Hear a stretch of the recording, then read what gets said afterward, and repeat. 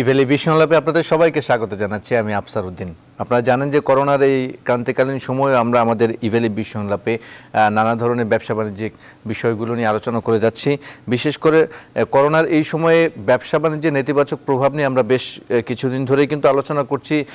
তার ধারাবাহিকতায় আজ দেশীয় শিল্পের প্রসার এবং চ্যালেঞ্জ নিয়ে আমরা আলোচনা করব। তার সাথে করোনার সম্পৃক্ততা তো অবশ্যই আছে। সেই আলোচনার জন্য আমাদের সাথে দুজন অতিথিও আমাদের সাথে যুক্ত আছেন। এই মুহূর্তে আমাদের সাথে আছেন ডক্টর আহসান এইচ মনসুর, বিশিষ্ট অর্থনীতিবিদ। আমাদের সাথে আছেন রানার গ্রুপের চেয়ারম্যান হাফিজুর রহমান খান। আপনাদের দুজনকে স্বাগত জানাচ্ছি আমাদের আজকের বিশ্বলাপে। আমরা মূল আলোচনা যাব, তার আগে দিনের প্রধান প্রধান সংবাদগুলো থেকে ব্যবসা বাণিজ্যের একটি সংবাদ আমরা দেখে আসব। এক প্রকল্পে একজনের বেশি পরিচালক নয়, প্রধানমন্ত্রীর এমন নির্দেশনার পর তার বাস্তবায়ন দ্রুত এগিয়ে চলছে বলে জানিয়েছেন পরিকল্পনামন্ত্রী এম এ মান্নান। বলেন, স্থানীয় সরকার, জনপ্রশাসন কিংবা সড়ক জনপথ সব বিভাগের ক্ষেত্রে প্রকল্প পরিচালককে রাজধানী নয়, তার নির্দিষ্ট এলাকাতে থাকতে হবে। অর্থনীতি বিশ্লেষকরা বলছেন এই ক্ষেত্রে এখনো বড় বাধা প্রশাসনিক দক্ষতার অভাব। এ বিষয়ে আমাদের বাবু কামরুজ্জামান, আমাদের সহকর্মী বাবু কামরুজ্জামান প্রতিবেদন করেছেন, দেখে আসি। প্রায় প্রতি সপ্তাহে হাজার কোটি টাকার প্রকল্প পাশ হয় প্রধানমন্ত্রীর নেতৃত্বে অনুষ্ঠিত একনেক সভায়, যেখানে প্রায় অর্ধেক প্রকল্পই থাকে সংশোধনী বা মেয়াদ বৃদ্ধির। যথাসময়ে প্রকল্পের বাস্তবায়ন না হওয়া এবং খরচ বেড়ে যাওয়ার অভিযোগ বহু পুরনো। ফলে প্রকল্প থেকে প্রকৃত সুফলও মেলে না। দেশের উন্নয়ন প্রকল্পের অপচয় কমাতে সরকারের নির্দেশনা থাকলেও বেশিরভাগ ক্ষেত্রেই তা উপেক্ষিত থেকে যায়। অনেক ক্ষেত্রে আবার একজন প্রকল্প পরিচালক দায়িত্ব পালন করছেন 10 থেকে 14টি প্রকল্পের। ফলে প্রকল্পের গুণগত মান ও সঠিক সময়ে বাস্তবায়ন প্রশ্নবিদ্ধই থেকে যায়। এ নিয়ে সম্প্রতি প্রধানমন্ত্রীর কার্যালয় থেকেও দেয়া হয়েছে কঠোর নির্দেশনা। বলা হয়, একাধিক প্রকল্পে একজন কর্মকর্তাকে পিডি হিসেবে নিয়োগ দেয়া ভয়াবহ। 22 ফেব্রুয়ারির পর যা আর থাকছে না। এ বিষয়ে পরিকল্পনা মন্ত্রীর কয়েক দফা নির্দেশনা থাকলেও তা কার্যকর হয়নি। আমি প্রধানমন্ত্রী অত্যন্ত শক্ত ভাষায় এর বিরুদ্ধে অবস্থা নিয়েছেন। যদি একটি নির্দিষ্ট জায়গায় প্রকল্প থাকে তো সেই নির্দিষ্ট জায়গায় তাকে থাকতে হবে। কোনো কোনো ব্যক্তি আছে দূরে প্রকল্প এবং থাকে ঢাকায়, এইটা পরিহার করতে হবে। আমরা সেদিকে কাজ করছি। পরিকল্পনা মন্ত্রণালয়ের বাস্তবায়ন, পরিবীক্ষণ ও মূল্যায়ন বিভাগ আইএমইডির প্রতিবেদন অনুযায়ী একজন কর্মকর্তাকে একাধিক প্রকল্পের দায়িত্ব দিলে তিনি সঠিকভাবে দায়িত্ব পালন করতে পারেন না। ফলে প্রকল্প বাস্তবায়ন ব্যাহত হয় এবং খরচও বাড়ে। নির্ধারিত সময়ে প্রকল্পের কাজও শেষ হয় না। গণপূর্ত হোক, স্থানীয় সরকার হোক, সড়ক জনপথ হোক, বিদ্যুৎ হোক, আমরা সেসকল মন্ত্রণালয়ের সচিব মহোদয়গণকে আমরা বারবার বলছি, যারা অধিদপ্তরের প্রধান আছেন তাদেরকে অনুরোধ করছি যাতে করে তাদের প্রকল্প পরিচালকগণ যথাস্থানে থাকেন। যে আমাদের প্রশাসনিক ক্ষেত্রে যেসব লাইন মিনিস্ট্রিগুলো আছে তাদের যে প্রশাসনিক দক্ষতা, সেখানে একটা বিশাল গ্যাপ আছে। তারা কিন্তু একটা টিএপিপি প্রস্তুত করতে পারে না, তারা সাধারণ লাইনের অ্যাডমিনিস্ট্রেটর হিসাবে থাকেন, এবং এটা আমাদের প্রশাসনিক ব্যবস্থাপনার একটা বিশাল দুর্বলতা। কোনো প্রকল্পে 50 কোটির বেশি টাকা বরাদ্দ থাকলে একজন পূর্ণকালীন পিডি নিয়োগের নির্দেশ দেওয়া হয়েছে প্রধানমন্ত্রীর কার্যালয় থেকে। বাবু কামরুজ্জামান, নিউজ 24। আমরা প্রতিবেদনটি দেখলাম। আলোচনায় ফিরবো। আমরা দেশীয় শিল্পের প্রসার এবং চ্যালেঞ্জ নিয়ে আলোচনার জন্য বসেছি। আমাদের সাথে দুজন অতিথি আছেন, ডক্টর আহসান এইচ মনসুর এবং জনাব হাফিজুর রহমান খান। আপনাদের দুজনকে আরেকবার স্বাগত জানাচ্ছি। জনাব হাফিজুর রহমান খান, আপনাকে দিয়ে শুরু করি। মূলত করোনার একটি দীর্ঘ সময় ধরে কিন্তু সারা বিশ্বে একটা নেতিবাচক প্রভাব ফেলেছে, একটা ভয়ঙ্কর থাবা বসিয়েছে অর্থনীতিতে, ব্যবসা বাণিজ্যে। সেক্ষেত্রে দেশীয় শিল্পে আসলে কি ধরনের ক্ষতিগুলো আসলে করোনা করে গেল, যেগুলো দীর্ঘমেয়াদে ভোগাতে পারে, এবং হুমকিগুলো কি কি থাকতে পারে সামনের দিনগুলোতে শিল্পের আগের অবস্থানে ফিরে যাওয়ার জন্য, কি বলবেন এই বিষয়ে জনাব হাফিজুর রহমান খান? ধন্যবাদ। করোনাকালীন যখন মার্চ মাসে অ্যানাউন্সমেন্টটা আসে যে কয়েকদিন পর থেকেই সারা দেশে ছুটি কার্যকর হবে, তখন যেদিনকে অ্যানাউন্সমেন্ট আসে, আসলে বলতে গেলে ছুটি কার্যকর হয়ে যায় ওই দিনই। সেই দিনই মানুষের দৌড়াদৌড়ি শুরু হয়ে যায়, মানুষের মধ্যে একটা আতঙ্ক তৈরি হয়, কে কোথায় তার বাসায় যাবে। সেদিন থেকে কিন্তু আমাদের সমস্ত ব্যবসায়িক কার্যক্রম কিন্তু টোটালি বন্ধ হয়ে যায়। এবং আমরাও খুব দ্বিধায় ছিলাম যে আমরা আমাদের লোকদেরকে ধরে রাখবো নাকি ছেড়ে দিব, তারা বাসায় চলে যাবে নাকি তাদের পজিশনে রাখবো। তারপরে একটা পর্যায়ে কিন্তু আমরা সিদ্ধান্ত নিলাম, লেট দেম গো হোম, যে যেখানে কমফোর্ট ফিল করে সে সেখানে চলে যায়। একেবারে সম্পূর্ণভাবে ব্যবসায়িক কার্যক্রম বন্ধ হয়ে গেল। তো মার্চের হাফ, অলমোস্ট এপ্রিল, মে, এই 2 মাস আমাদের কোনো ধরনের কোনো ব্যবসায়িক কোনো কার্যক্রম ছিল না, একদম জিরো, কোনো রেভিনিউ আমাদের আসেনি। কিন্তু আমরা আমাদের প্রতিষ্ঠানের পক্ষ থেকে সেই সময়ে আমরা খুব ঘন ঘন আমাদের বোর্ড মিটিং করছিলাম অনলাইন, এই যেমন আজকে অনলাইনে আমরা কথা বলছি, জুমে শুরু করলাম যে আসলে কোথায় কি হবে, কি সিদ্ধান্ত আমরা নিব, এখন কিভাবে ব্যবসা পরিচালিত হবে। কিন্তু কোনো প্রেডিকশন আমরা করতে পারছিলাম না। আমাদের যে প্রেডিক্ট করবো যে এটা এতদিন পরে চলে যাবে, এইটা হবে, ওইটা হবে, অনেক আলোচনা করলাম, তখন আমরা কোনো কিছু প্রেডিক্ট করতে পারলাম না যে আমরা কিভাবে ব্যবসায় ফিরে যাব। কিন্তু একটা সিদ্ধান্ত নিলাম আমরা, যে আমাদের কর্মচারীদের আমরা পূর্ণ বেতন মাসের 1 তারিখে পৌঁছে দিব। আচ্ছা, তাদের প্রথমে ডিসিশন নিলাম আমরা 3টা আমাদের এই এতে, যে প্রথম আমাদের সিদ্ধান্ত হলো নিজে বাঁচো, আগে নিজেকে বাঁচাও, তারপরের সিদ্ধান্ত হলো পরিবারকে বাঁচাও, এবং তারপরের সিদ্ধান্ত হলো যে প্রতিষ্ঠানকে বাঁচাও। জি, আমরা এই 3টা সিদ্ধান্ত নিলাম আমাদের বোর্ডে। আপনি যে বলছিলেন যে 2 মাসের একটি বড় গ্যাপ পড়েছে, 2 মাস তো একটি বড় গ্যাপ নিঃসন্দেহে একটা প্রতিষ্ঠানের জন্য। সেই যে বড় গ্যাপের যেটা বলছি, আমরা যে ক্যাপিটাল সেই সময় যে এই যে বেতনটা দিয়েছি এবং আমাদের যেগুলো ফিক্স এক্সপেন্ডিচার ছিল সেগুলো দিয়েছি উইদাউট এনি আর্নিং। আচ্ছা, তো দেখা গেছে আমাদের, আমি ফিগারটা আর উল্লেখ করতে চাচ্ছি না, এক একটা প্রতিষ্ঠানের এক এক ধরনের ফিগার। তো দেখা যাচ্ছে যে বড় একটা অ্যামাউন্ট প্রত্যেকটা অর্গানাইজেশন লস করেছে তাদের ক্যাপিটাল থেকে। জি, আমাদের ক্যাপিটাল থেকে একটা বড় অংশের অ্যামাউন্ট হারিয়ে গেল। এখন এই ক্যাপিটালটা আমাদেরকে ফিরে পেতে হবে। তো ক্যাপিটালটা ফিরে পেতে যে আরেকটা বড় লস হয়েছে আমাদের, সেটা হচ্ছে যে প্রোডাক্টগুলো আমাদের ছিল বিক্রি হয়নি, এটার এই 3 মাসের ইন্টারেস্ট তার সাথে যুক্ত হয়ে প্রোডাক্টের কস্টটা বেড়ে গেছে। এই 3টা জিনিসের তারপরে কিন্তু সরকার থেকে যখন ঘোষণা আসলো যে প্রতিষ্ঠানগুলোকে লোন দেওয়া হবে এবং তাদের ক্যাপিটাল কে ফিরে পাওয়ার জন্য, তখন আমাদের মনের মধ্যে একটা আশ্বস্তি আসলো। কিন্তু ইন্টারেস্ট ফ্রি না। তো যখন ইন্টারেস্ট সহ ক্যাপিটাল ফিরে আসলো আবার আমাদের কাছে, আমাদের সেই কারণে কিন্তু বিজনেসের রোলিংটা চলছে। জি, আমি এই প্রসঙ্গ নিয়ে আপনার কাছে আমি আরেকবার আসবো। এই প্রতিষ্ঠানগুলোকে বাঁচানোর জন্য আর্থিক সহায়তা এবং সরকারিভাবে যে উদ্যোগের কথা আপনি বলছেন, এই প্রসঙ্গ নিয়ে আমি আপনার কাছে আসবো। এর আগে এই মুহূর্তে আমাদের সাথে ডক্টর আহসানিজ মনসুর আছেন, বিশিষ্ট অর্থনীতিবিদ। আপনাকেও আরেকবার স্বাগত। মূলত আমরা যে বিষয় নিয়ে আলোচনা করছিলাম, দেশীয় শিল্পের করোনার কারণে অনেকগুলো চ্যালেঞ্জের মুখে পড়েছে, এবং জনাব হাফিজুর রহমান যেটি বলছিলেন যে 2 মাসের মতো একটি লম্বা সময়ে একদম ক্যাপিটাল থেকে একটা আর্থিক ক্ষতি হয়েছে।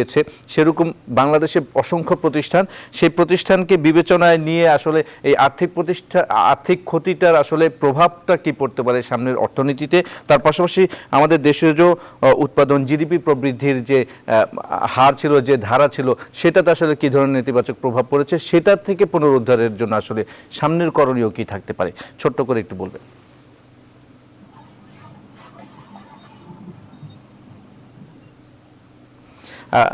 ডক্টর আহসানিজ মনসুর, আপনার অডিও বোধহয় মিউট করা আছে, একটু দেখবেন। হ্যাঁ, এখন ঠিক আছে। হ্যাঁ, জি। হাফিজুর রহমান সাহেব যেটা বললেন, উনার সূত্র ধরেই আমি বলবো যে উনার স্টেটমেন্টগুলো অ্যাবসলিউটলি 100% কারেক্ট, এবং প্রত্যেকটা ইন্ডাস্ট্রি এটা ফেস করেছে।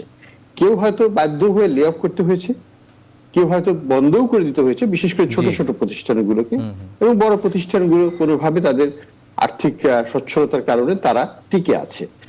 কিন্তু যে ক্ষতিটা হয়েছে সেই ক্ষতিটা কিন্তু অনেকদিন বহন করতে হবে, কারণ এটা কিন্তু 1 মাস 2 মাসে এটা রিকুপ করা যাবে না, কারণ এটা প্রায় একটা বছরের প্রায় 20% পরিমাণ বন্ধ ছিল।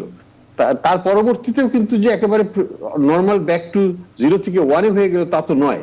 0 থেকে হয়তো 20%, 30%, 50, 60, 70, আমরা এখনো 100% এখনো যেতে পারি নাই প্রায় সর্বক্ষেত্রে। তাহলে কি হচ্ছে, আমাদের ক্ষতিপূরণটা পোষাতেও আমাদেরকে অনেক দিন অপেক্ষা করতে হবে, নর্মাল বিজনেসটা আমরা ফেরত পেতে হবে। কাজে এই একটা দীর্ঘসূত্রিতা কিন্তু এখানে চলে আসছে। কোভিডের একটা ভালো জিনিস হচ্ছে কোভিড ধ্বংসাত্মক, কিন্তু এটা কিন্তু আমার ক্যাপিটালকে ধ্বংস, আমার মেশিনারিজকে ধ্বংস করছে না, আমার ইনফ্রাস্ট্রাকচারকে ধ্বংস করছে না, সেটা ইনট্যাক্ট আছে। এটা কষ্ট হচ্ছে ফাইন্যান্সিয়াল, এটার কষ্ট হচ্ছে হিউম্যান, এটার কষ্ট হচ্ছে আমাদের সামাজিক দৃষ্টিকোণ থেকে। সবগুলো কিন্তু সফট সাইডে দেখা যায় না, অদৃশ্য, কিন্তু আমি কিন্তু equally impacted as much as like আমাকে বোমা দিয়ে যদি আমার ফ্যাক্টরি উড়িয়ে দিতে হতো, সেটা চাইতেও কিন্তু এই সমস্যাগুলো কিন্তু কম নয়, কিন্তু অদৃশ্য সমস্যা।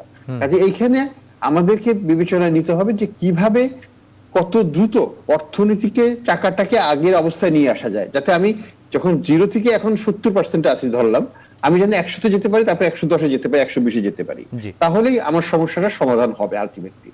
সেই সময়টা কবে? সেই সময়টা এখনো আসে নাই। সেই সময়টা আস্তে আস্তে আমার যেটা ধারণা, আমরা যেভাবে চলছি আমরা খারাপ চলছি না, আমরা মোটামুটি ভাবে সামগ্রিকভাবে একটা ভালো দিকে আগাচ্ছি। একটু সময় লাগবে, হয়তো মাঝামাঝি নাগাদ হবে এবছরের আমরা এই গভীরতা থেকে বের হয়ে আসতে পারবো। এখন কথা হচ্ছে যে এখানে সরকারের কি করণীয় আছে। সরকারের পুনর্গঠন প্যাকেজটা বাস্তবায়ন, এটা একটা সহায়ক ভূমিকা রেখেছে অবশ্যই। যাদের জন্য বাস্তবায়ন হয় নাই, এসএমই খাত, তাদের জন্য সেটা করতে হবে, সেটা একটা বিশাল চ্যালেঞ্জ এখনো রয়ে গেছে। তারপরে হচ্ছে যে এটা প্রলম্বিত হচ্ছে, আমাদের যে ধারণা ছিল যে সেকেন্ড ওয়েভটাকে আমরা প্রথমে ধরি নাই, সেকেন্ড ওয়েভটা আসার কারণে এখন আগে যেটা হয়তো মার্চ মাসের মধ্যে আমরা ব্যাক টু বিজনেস হতে পারতো, এখন সেটা হয়তো জুলাই, আগস্ট, সেপ্টেম্বর হয়ে যাবে, ডিলে হয়ে গেল। সরকারের সাপোর্টটা আরেকটু কন্টিনিউ করতে হবে আগামী মাসগুলোতে, যাতে ইন্ডাস্ট্রি পুনরুদ্ধার হতে পারে। এবং এটা পুনরুদ্ধার কিন্তু 1 বছরে হবে না, আমার ধারণা অন্ততপক্ষে 2, 3, 4 বছর লেগে যাবে এটা থেকে বের হয়ে আসতে আর্থিকভাবে। জি, আরেকটি বিষয় আমি বলতে চাচ্ছিলাম, সে বিষয়ে জিডিপি প্রবৃদ্ধির বিষয়টি আসলে একটু যদি উল্লেখ করতেন, আমরা পরবর্তীতে সুযোগ থাকলে সে বিষয় নিয়ে আলোচনা করবো। আপনারা দুজন আমাদের সাথে আছেন, ডক্টর আহসান এইচ মনসুর এবং জনাব হাফিজুর রহমান খান। আপনারা যুক্ত থাকুন, আমরা ছোট্ট একটি বিরতি নেব, বিরতি থেকে ফিরে এসে আরও কিছু প্রসঙ্গ আছে আলোচনা করবো। দর্শক, নিচ্ছি বিরতি। আবারও স্বাগত। এই ভ্যালি বিশ্বংলাপে আমরা দেশীয় শিল্পের প্রসার এবং চ্যালেঞ্জ নিয়ে আলোচনা করছিলাম। আমাদের সাথে ডক্টর আহসান এইচ মনসুর আছেন জনাব হাফিজুর রহমান খান। জনাব হাফিজুর রহমান খান, এই করোনার এই সময়ে ডক্টর আহসান এইচ মনসুর যেমনটি বলছিলেন যে অনেক প্রতিষ্ঠান কিন্তু বন্ধ হয়ে গেছে, এবং যে কারণে অনেকে চাকরিচ্যুত হয়েছেন, অনেকে বিদেশ থেকে ফেরত এসেছেন। এই সব কারণে বাংলাদেশে কিন্তু বেকারের সংখ্যা কিন্তু বেড়েছে। কর্মসংস্থান একটি দেশীয় শিল্পের প্রসারের ক্ষেত্রে কর্মসংস্থানের বড় একটি পয়েন্ট, বড় একটি ভূমিকা রাখতে পারে। সেই কর্মসংস্থানের জায়গাটা আসলে এখন কোন পর্যায়ে আছে, কি কি ব্যবস্থা নেওয়া উচিত? তার পাশাপাশি কারখানার পরিবেশ নিয়ে অনেকদিন ধরেই কিন্তু বাংলাদেশে কথা হচ্ছে, কমপ্লায়েন্সের যে বিষয়টি, সেই বিষয়টি একটু বলবেন যে বাংলাদেশের সক্ষমতার জায়গাটা আসলে কতটুকু আমরা করতে পেরেছি, ছোট্ট করে বলবেন 2টি পয়েন্ট। হ্যাঁ, আমি করোনার কিছু পজিটিভ, কিছু নেগেটিভ দুটো জিনিসই দেখি। আমি আমার চোখে যেটা পড়েছে যে মানুষ বরাবরই ছিল ঢাকামুখী। করোনা শুরু হওয়ার আগ পর্যন্ত মনে হয় যে ঢাকায় গেলেই আমি একটা কিছু করে খেতে পারবো, এবং ঢাকায় গেলে আমার আর্থিক রোজগার আমি যেখানে আছি তার থেকে বেশি হবে। এই মাইন্ডসেটের কারণে প্রথম থেকে মানুষ ঢাকায় শিফট করছিল, এবং যে কারণে ঢাকায় বস্তি, যে তার নিজের বাড়িতে যত সুন্দর করে থাকতো, তার থেকে ঢাকায় এসে বস্তিতে থেকেছে অনেক কষ্টে, কিন্তু সে ঢাকায় থেকেছে। সে তার নিজের এলাকায় রিক্সা না চালায় ঢাকায় এসে রিক্সা চালাতে চেয়েছে। সে মনে করেছে এখানে আর্নিংটা বেশি, এবং সে কোনো সময় ওইভাবে কম্পেয়ার করে দেখার সুযোগই আসেনি যে সে তার গ্রামের বাড়িতেই সে রোজগার করতে পারে। তো এখন যেটা হয়েছে, করোনাকালীন সময়ে ঢাকা থেকে কিন্তু মানুষ শিফট করে দেশে চলে গেছে, এবং দেশে যে তার কিন্তু আর্নিং, সেটা আমার ব্যক্তিগত উপলব্ধি। এটা মনসুর সাহেবরা এটা নিয়ে কাজ করছেন, উনি অনেক বেশি ভালো বলতে পারবেন। ঢাকার বাইরে যে তারা কিন্তু অনেক কাজ পেয়েছে এবং কাজ করছে, বিশেষ করে এগ্রিকালচারে। আমাদের এগ্রিকালচারে যে রেগুলেশন গুলো এসছে এবং এগ্রিকালচার যে নিয়ে কাজ যেটা হচ্ছে, যে কারণে গভর্নমেন্ট কিন্তু এগ্রিকালচার মেশিনারিজ এর দিকে নজর দিয়েছে, মেকানাইজেশনের দিকে নজর দিয়েছে, ফান্ড দিয়েছে, ঠিক করে ঠিক সময়ে ঠিক পদক্ষেপ নিয়েছে। তো লোকগুলোকে যদি আমরা ওখানে এনগেজ করতে পারি, ঢাকায় ফিরে আসার আর কোনো দরকার নাই। ইন্ডাস্ট্রিয়াল লেবার যেটা বলছেন, ইন্ডাস্ট্রিয়াল লেবার একটু টেকনিক্যাল লেবার লাগে, বিশেষ করে আমাদের ক্ষেত্রে, যে আমরা এই লেবার গুলোকে একটু ট্রেন করতে হয়, একটু হয়তো এডুকেশন লেভেলটা একটু ভালো লাগে, একটু ইন্টেলিজেন্ট হতে হয়। তো এই জায়গায় আমাদের লেবারের অভাব আমরা কোনো সময় অভাব মনে করছি না, এবং আমরা ট্রেড করছি, আমরা কাজ করছি, এবং লেবার পাচ্ছিও আমরা এখানে। এই লেবার গুলো আছে, এবং যেহেতু আরো অনেক অটোমোবাইল ইন্ডাস্ট্রি আসছে, তারা গ্র্যাজুয়ালি ট্রেনিং করছে। এবং ভেন্ডার আসছে। অটোমোবাইলের জন্য অনেক ভালো খবর আছে, এই করোনা চলে গেলে ইনশাল্লাহ আগামীতে আরো অনেক ভালো কথা আমরা দিতে পারবো। তো এই জন্য লেবার নিয়ে খুব ঘাবড়ানোর মতন কিছু আছে বলে আমি কিন্তু মনে করি না। মনসুর ভাই ভালো বলতে পারবেন। জি, অনেক ধন্যবাদ। এবং তার সাথে আপনার সাথে আমি ছোট্ট করে যোগ করতে চাই, করোনার এই সময় কিন্তু অনলাইন কেন্দ্রিক কেনাকাটা যে প্ল্যাটফর্ম তৈরি হয়েছে বাংলাদেশে, এটা একদম রেভলিউশন বলা চলে। প্রযুক্তি নির্ভরতার যে জায়গাটা সেটা অনেকখানি এখন পরিলক্ষিত। প্রযুক্তির উপর নির্ভর করে অনলাইন কেনাকাটা এবং তার পাশাপাশি নতুন নতুন উদ্যোক্তা কিন্তু তৈরি হয়েছে, যদিও সেখানে সেটা নিয়ে এখন অনেক প্রশ্ন আছে যে কতটুকু তারা সার্ভাইভ করতে পারে। কিন্তু আপনার সেই আমাদের করোনার সময় পজিটিভ দিকগুলোর মধ্যে এইগুলো একটি দিক। আমি ডক্টর আহসানিজ মনসুর আপনার কাছে একটু আসতে চাই যে মূলত বিনিয়োগ পরিস্থিতি বরাবরই কিন্তু দেশীয় শিল্পের জন্য একটি চিন্তার বিষয়। বিনিয়োগ পরিস্থিতি করোনার কারণে কিছুটা স্থবির হয়েছে এবং তার পাশাপাশি বিদেশি বিনিয়োগ যেটা, সেটা সেক্ষেত্রে অনেকগুলো আসলে বাধা, আমরা বলা চলে অনেকগুলো বাধা বরাবরই আমরা দেখে আসছি বিদেশি বিনিয়োগকারীদের জন্য, কারণ তাদের অনেক রকম চাহিদা থাকে, সেই চাহিদাগুলো আমরা পূরণ করতে পারি না। বর্তমান সময়টা আসলে কোন দিকে যাচ্ছে, বিনিয়োগ পরিস্থিতি কি অবস্থা দেখছেন এবং এই সমাধান আসলে কিভাবে সম্ভব? বিনিয়োগ পরিস্থিতিটা সবসময় চ্যালেঞ্জিং ছিল বাংলাদেশের জন্য এবং এখন আরো বেশি চ্যালেঞ্জিং। আমরা যদি দেখি যে টার্ম লোন মানুষ নিচ্ছে কিনা, এখানে খুবই খারাপ অবস্থা। আমরা যদি দেখি মেশিনারি ইম্পোর্ট হচ্ছে কিনা, আমরা কিন্তু সেটা দেখতে পাচ্ছি না। ডেসপাইট কিছু কিছু বড় বড় প্রজেক্টে সেখানে ইম্পোর্ট হচ্ছে, তারপরেও কিন্তু দেখা যাচ্ছে যে একটা বিশাল একটা নেগেটিভ নাম্বার আমরা চোখের সামনে দেখছি। কাজে বিনিয়োগটা স্থবির হয়ে গেছে এবং এখান থেকে এটাকে টেনে তুলতেই হবে। তা না হলে পরে কিন্তু কর্মসংস্থান যেটা আমরা আলাপ করছি, সেটা কিন্তু ultimately it has to be investment driven. এখানে অন্য কোনো গত্যান্তর নাই। ইনভেস্টমেন্ট যদি না হয়, কর্মসংস্থান সেভাবে কম হবে। এখন কথা হলো, একটা পজিটিভ দিক অবশ্যই আছে বলবো, সেটা হচ্ছে ইন্টারেস্ট রেটটা বিশ্বব্যাপী কমে গেছে এবং বাংলাদেশেও সেটার ছোঁয়া লেগেছে। এবং এখানে লিকুইডিটি ইনজেকশন হওয়ার কারণে বিভিন্নভাবে এখন ইন্টারেস্ট রেট কর্পোরেট সেক্টরে বিশেষ করে অনেক কমে গেছে এবং সরকারের যে 9% ক্যাপ, তার চাইতে অনেক নিচে অনেক কর্পোরেশন নিতে পারছে দেশি টাকাতেই। আবার যদি বিদেশ থেকে তারা নেয়, তারাও 3-4%-এর মধ্যেও কিন্তু তারা ফরেন লোন পেয়ে যাচ্ছে, কারণ ইন্টারন্যাশনাল ক্যাপিটাল মার্কেটে এখন বাংলাদেশে লেন্ডিং করতে উৎসুক। তো সব মিলিয়ে একটা মিক্সড আছে প্যাকেজ এখানে। তবে সার্বিকভাবে আমি বলবো, এখনো বিনিয়োগ পরিস্থিতিতে আমরা অনেক পিছিয়ে আছি, আমাদেরকে অনেক দূর এগোতে হবে। এফডিআই কে অ্যাট্রাক্ট করতে হবে। মিয়ানমারের যদি পরিস্থিতিটা এরকম ঘোলাটে থাকে, এটাকে আমরা কিভাবে আমাদের কাজে ব্যবহার করতে পারি, মার্কেটিং করে মিয়ানমারের যে অর্ডার গুলো আমাদের এখানে আনতে পারি, বিনিয়োগগুলোকে যদি আমরা আনতে পারি, তাহলে সেটা কিন্তু আমাদের জন্য কাজে লাগবে। আর এফডিআই বিষয়ে যদি ছোট্ট করে একটু বলতেন যে এফডিআই এর অবস্থা আসলে কোন পরিস্থিতিতে আছে, আসলে তাদের সেই চ্যালেঞ্জগুলো। এফডিআই গত 2 বছর ধরেই বাংলাদেশে নেগেটিভ ছিল এবং এটা খুবই দুঃখজনক, কারণ পার্শ্ববর্তী দেশ ভারতেও এটা প্রায় 16% ছিল, পাকিস্তানে 20% হয়েছে গত বছর। আমরা গত বছর নেগেটিভ ছিলাম, এবছরও নেগেটিভ আমরা। তো আমাদের এটা কিন্তু পৃথিবীর সব দেশে কিন্তু নেগেটিভ না। চায়না কিন্তু এবছর রেকর্ড পরিমাণে এফডিআই হয়েছে ইনটু চায়না। ডিসপাইট সবাই চায়নাকে ব্লেম করছে, চায়না হিট হার্ট এটসেট্রা, কিন্তু money is going where there is return. আসল সোজা কথা হচ্ছে, মানুষ সেই জায়গায় বিনিয়োগ করে যেখানে তার আস্থা আছে।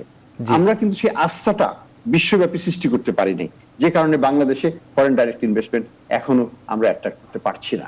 আমাদের চেষ্টা করতে হবে আরো ভয়ানকভাবে। জি, অনেক ধন্যবাদ জনাব হাফিজুর রহমান খান। আপনার কাছে আরেকটিবার আসতে চাই যে মূলত বায়ারদের এক ধরনের চাহিদা থাকে, যেই মান তারা চান সেই মান আমাদের বাংলাদেশের পণ্যের ক্ষেত্রে, শুধুমাত্র আপনার অটোমোবাইল না, যে কোনো প্রোডাক্টের ক্ষেত্রে আমরা বায়ারদের চাহিদা অনুযায়ী সবসময় তাদের সেই ক্রাইটেরিয়া মেনটেন করতে পারি না।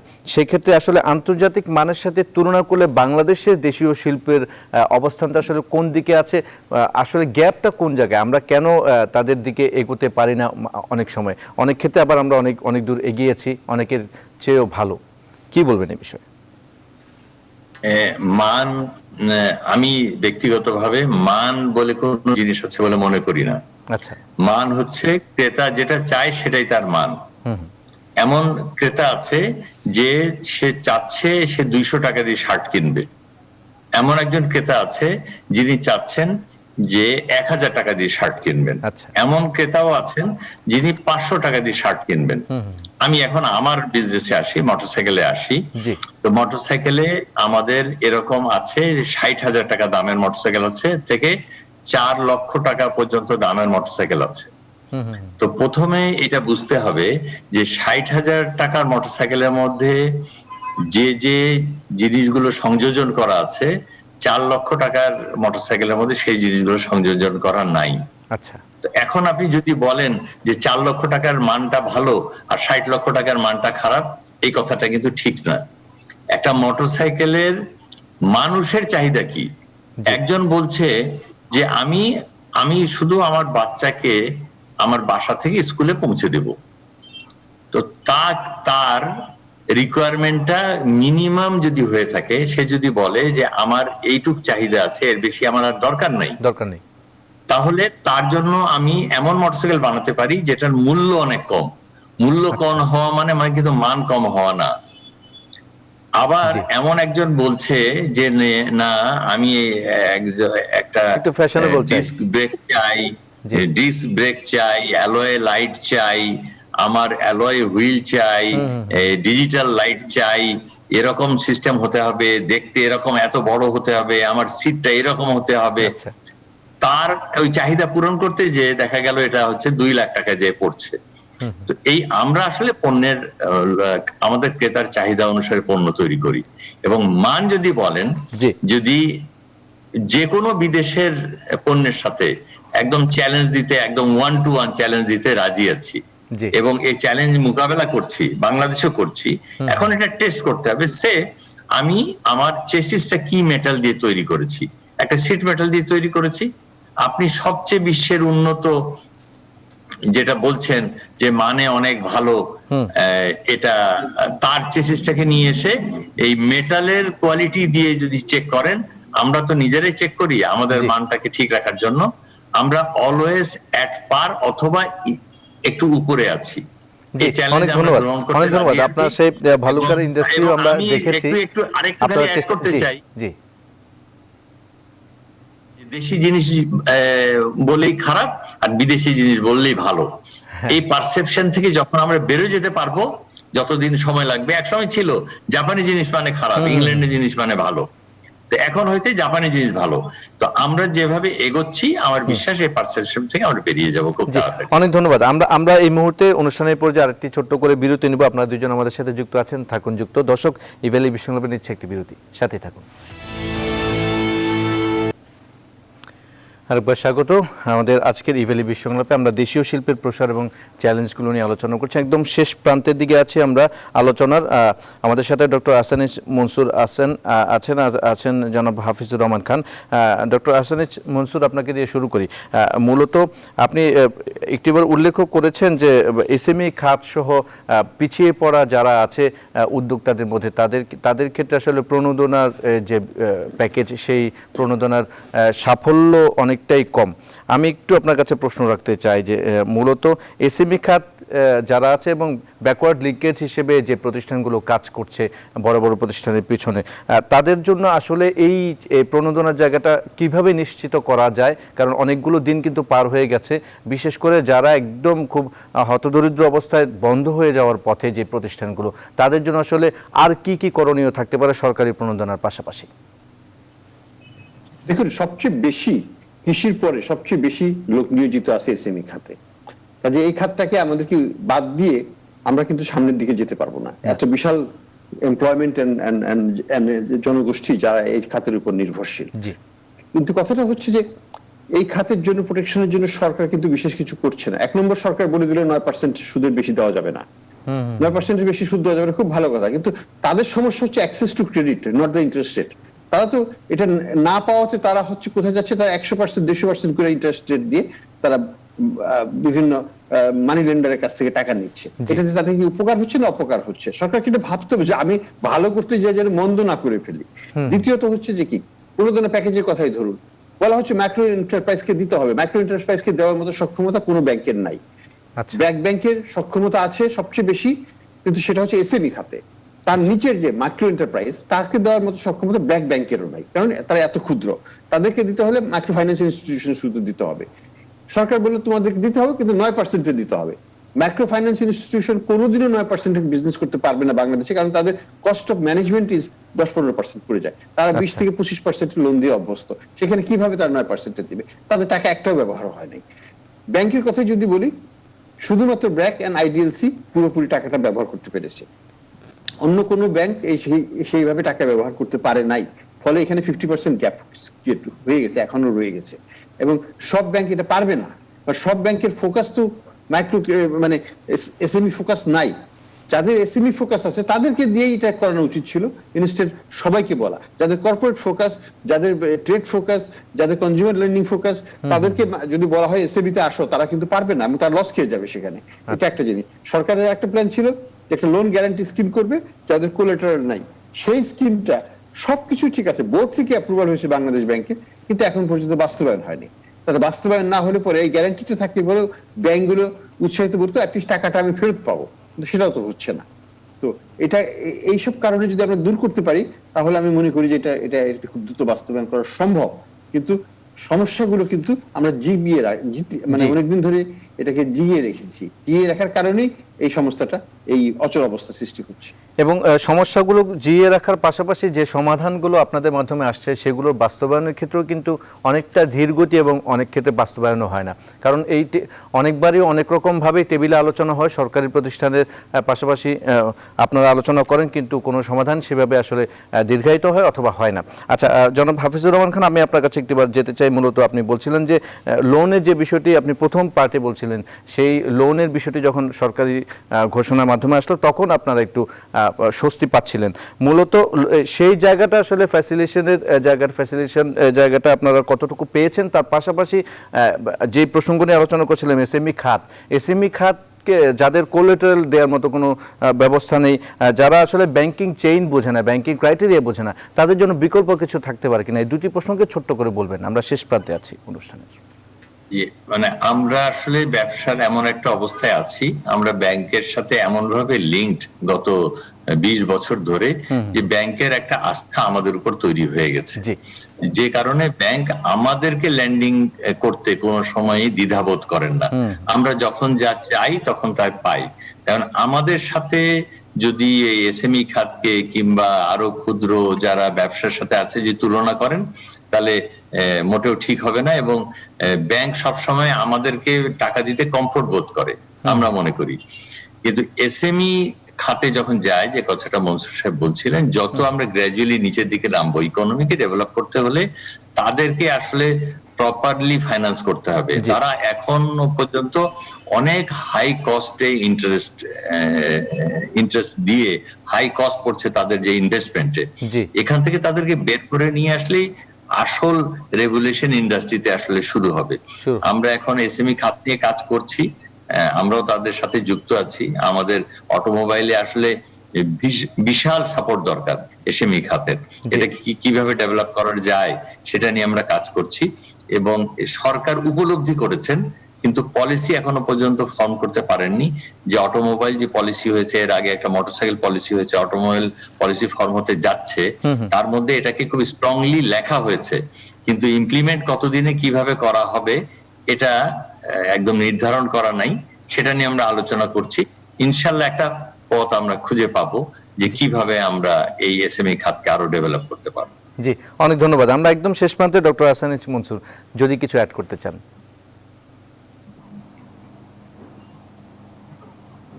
ডক্টর আহসান মনসুর, আমাকে শুনতে পাচ্ছেন? হ্যাঁ, আচ্ছা, জনাব হাফিজুর রহমান খান, আমরা একদম শেষ প্রান্তে, আপনি যদি সংক্ষেপে কিছু বলতে চান, একদম শেষে আছি। আমরা আসলে এগিয়ে যাচ্ছি, এতে কোনো সন্দেহ নাই। করোনা আমাদেরকে ওয়ান স্টেপ বিহাইন্ডে নিয়ে গেছে, কিন্তু আমাদের মধ্যে যে মনোবলটা আছে, যে মনোবলটা তৈরি হয়েছে ইন লাস্ট 10-15 ইয়ার্স, সেটাকে আমরা কাজে লাগাতে চাই। আমাদের এরকম দুর্যোগ সবসময় জীবনেও আসে, এবং পারিবারিক জীবনে আসে, ব্যক্তি জীবনে আসে, এটা আমাদের অর্থনৈতিক জীবনেও এসছে। এটাকে আমরা ওভারকাম করব। আমরা কিন্তু প্রাতিষ্ঠানিকভাবে এই চ্যালেঞ্জ মোকাবেলা করার জন্য একটা দীর্ঘমেয়াদী পরিকল্পনা করেছি। আমরা উইদিন 2 ইয়ার্স আমরা এটাকে ওভারকাম করে আবার নিজেদেরকে এবং দেশকে ওই আগের জায়গায় ফিরিয়ে নিয়ে যাব, এবং ইকোনমিতে কন্ট্রিবিউট করব, জিডিপি বাড়াবো, এমপ্লয়মেন্ট দিব, এই ব্যাপারে আমরা অনেক একেবারে ধন্যবাদ very much জনাব confident। হাফিজুর রহমান খান। আজকে আপনারা যুক্ত ছিলেন এবং ডক্টর আহসান মনসুর, আপনারা দুইজন যুক্ত হয়ে অনেকগুলো নতুন নতুন অনুষঙ্গ যুক্ত করেছেন আমাদের আজকের আলোচনা দেশীয় শিল্পের প্রসার এবং চ্যালেঞ্জ, এবং সেখান থেকে উত্তরণের পথে কি কি করণীয় সেই বিষয়গুলো কিন্তু আপনারা তুলে ধরেছেন। অসংখ্য ধন্যবাদ ডক্টর আহসান মনসুর এবং জনাব হাফিজুর রহমান খান আমাদের আজকের ইভ্যালি বিশ্বলাপে যুক্ত হওয়ার জন্য। দর্শক আপনাদেরও ধন্যবাদ জানাচ্ছি আমাদের সাথে এতক্ষণ থাকার জন্য। পরবর্তী ইভ্যালি বিশ্বলাপ আগামীকাল দেখার আমন্ত্রণ রইল। সবাই ভালো থাকবেন, সুস্থ থাকবেন। ধন্যবাদ সবাইকে।